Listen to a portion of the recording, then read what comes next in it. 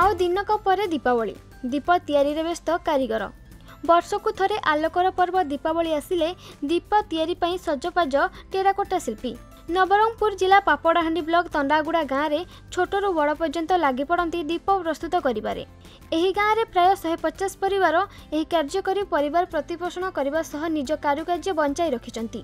एठाकार हस्तशिल्प कारीगर हातर जादुई स्पर्श रे आकर्षणीय हस्तशिल्प तैयारी करी राज्यर भुवनेश्वर कोरापुट जयपुर तथा अन्य राज्य और देश में मध्य ग्राहक मानक पसंद होई परिछंती। दीपावली पई दीप तैयारी व्यस्त थाई पड़ोशी राज्य जगदलपुर बाजार को नहीं बिक्री करुथुवा कहिछंती।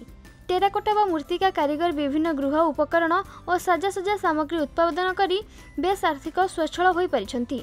सरकार तरफ आउ किछि निर्माण सामग्री जोगाई देले मध्य अधिकरु अधिक मूर्तिका द्वारा विभिन्न सामग्री निर्माण करिथान्तु बोली कहिछंती एही कारीगर। आमर गाँ दीपावली कुमार लोक का अछि 150 लोक अछि 150 लोक अछु खाली दीप बनुचु हांडी बनुचु हारी सब माछकणी डिजाइन सामान सब बना करी आमर गाँ बाहर नैचु।